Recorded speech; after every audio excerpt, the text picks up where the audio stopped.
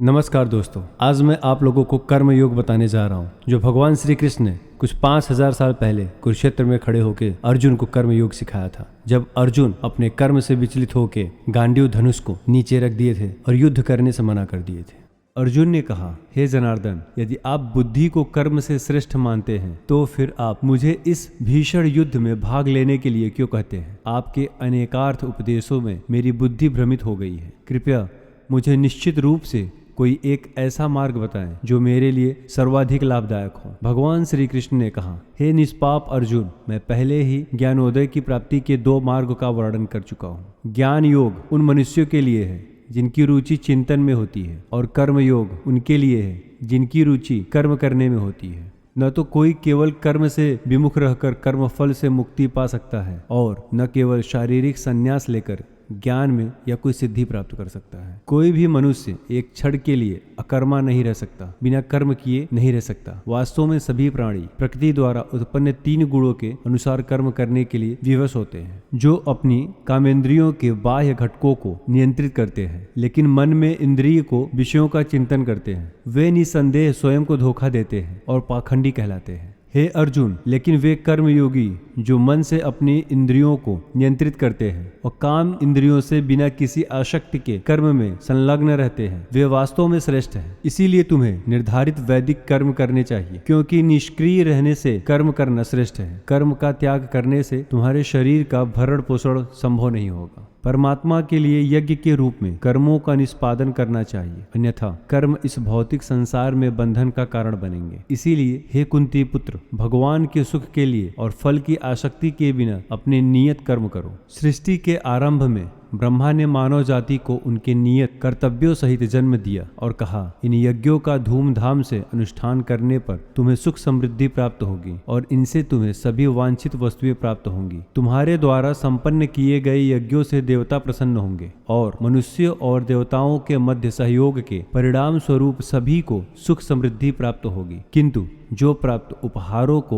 उनको अर्पित किए बिना भोगते हैं, वे वास्तव में चोर हैं। आध्यात्मिक मनोवृत्ति वाले जो भक्त पहले यज्ञ में अर्पित करने के पश्चात भोजन ग्रहण करते हैं, वे सभी प्रकार के पापों से मुक्त हो जाते हैं। किंतु जो अपनी इंद्रिय तृप्ति के लिए भोजन बनाते हैं, वे वास्तव में पाप अर्जित करते हैं। सभी लोग अन्न पर निर्भर हैं और अन्न वर्षा से उत्पन्न होता है। वर्षा यज्ञ का अनुष्ठान करने से होती है और यज्ञ निर्धारित कर्मों का पालन करने से उत्पन्न होता है। वेदों में सभी जीवों के लिए कर्म निश्चित किए गए हैं और वेद परम ब्रह्म भगवान से प्रकट हुए हैं। परिणाम स्वरूप सर्वव्यापक भगवान सभी यज्ञ कर्मों में नित्य व्याप्त रहते हैं। हे पार्थ, जो मनुष्य वेदों द्वारा स्थापित यज्ञ कर्म के चक्र का पालन करने के अपने दायित्व का निर्वाहन नहीं करते, वे पाप अर्जित करते हैं। वे केवल अपनी इंद्रियों की तृप्ति के लिए जीवित रहते हैं। वास्तव में उनका जीवन व्यर्थ ही है। लेकिन जो मनुष्य आत्मानंद में स्थित रहते हैं तथा जो प्रबुद्ध और पूर्ण रूप से आत्मसंतुष्ट होते हैं, उनके लिए कोई नियत कर्तव्य नहीं होता। ऐसी आत्मलीन आत्माओं को अपने कर्तव्य का पालन करने या उनके विमुख होने से कुछ पाना या खोना नहीं होता, और न ही उन्हें अपनी निजी आवश्यकताओं की पूर्ति के लिए अन्य जीवों पर निर्भर रहने की आवश्यकता होती है। अतः आसक्ति का त्याग कर अपने कार्य को कर्तव्य समझकर फल की आसक्ति के बिना निरंतर कर्म करने से ही किसी को परमात्मा की प्राप्ति होती है। राजा जनक और अन्य महापुरुषों ने अपने नियत कर्मों का पालन करते हुए सिद्धि प्राप्त की थी। इसीलिए तुम्हें भी अपने कर्तव्यों के निर्वाहन करते हुए समाज के कल्याण के लिए एक अच्छा उदाहरण प्रस्तुत करना चाहिए। महापुरुष जो भी कर्म करते हैं, सामान्य जन उनका पालन करते हैं। वे जो भी आदर्श स्थापित करते हैं, सारा संसार उनका अनुसरण करता है। हे पार्थ, समस्त तीनों लोकों में मेरे लिए कोई कर्म निश्चित नहीं है। न ही मुझे किसी पदार्थ का अभाव है और न ही मुझ में कुछ पाने की अपेक्षा है। फिर भी मैं निश्चय कर्म करता हूँ। यदि मैं सावधानी पूर्वक नियमित कर्म नहीं करता तो हे पार्थ, सभी लोगों ने निश्चित रूप से सभी प्रकार से मेरे मार्ग का ही अनुसरण किया होता। यदि मैं अपने निर्धारित कर्म नहीं करता, तब ये सभी लोग नष्ट हो जाते और मैं संसार में उत्पन्न होने वाली अराजकता के लिए उत्तरदायी होता और इस प्रकार से मानव जाति की शांति का विनाश करने वाला कहलाता। हे भरतवंशी, जैसे अज्ञानी लोग फल की आसक्ति की कामना से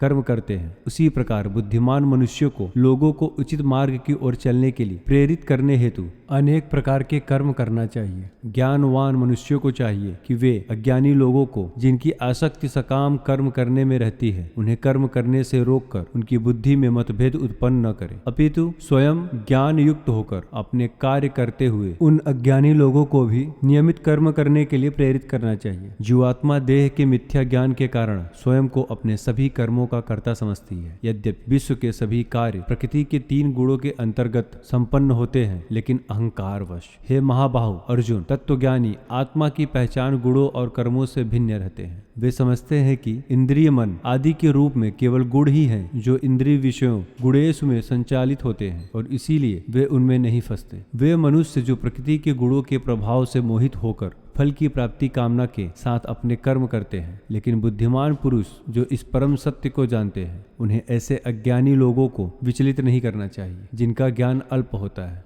अपने समस्त कर्मों को मुझको अर्पित करके और परमात्मा के रूप में निरंतर मेरा ध्यान करते हुए कामना और स्वार्थ से रहित होकर अपने मानसिक दुखों को त्याग कर युद्ध करो। जो मनुष्य अगाध श्रद्धा के साथ मेरे इन उपदेशों का अनुपालन करते हैं और दोष दृष्टि से परे रहते हैं, वे कर्म के बंधनों से मुक्त हो जाते हैं। किंतु जो मेरे उपदेशों में दोष ढूंढते हैं, वे ज्ञान से वंचित और विवेकहीन होते हैं। इन सिद्धांतों की उपेक्षा करने से वे अपने विनाश का कारण बनते हैं। बुद्धिमान लोग भी अपनी प्रकृति के अनुसार कार्य करते हैं, क्योंकि सभी जीव अपनी स्वाभाविक प्रवृत्ति से प्रेरित होते हैं। किसी को दमन से क्या प्राप्त हो सकता है? इंद्रियों का इंद्रिय विषयों के साथ स्वाभाविक रूप से राग और द्वेष होता है, किंतु मनुष्य को इनके वशीभूत नहीं होना चाहिए, क्योंकि ये आत्मा कल्याण के मार्ग के अवरोधक और शत्रु हैं। अपने नियमित कर्मों को दोष युक्त संपन्न करना अन्य के निश्चित कार्यों को समुचित ढंग से करने से कहीं अधिक श्रेष्ठ होता है। वास्तव में अपने कर्तव्य का पालन करते हुए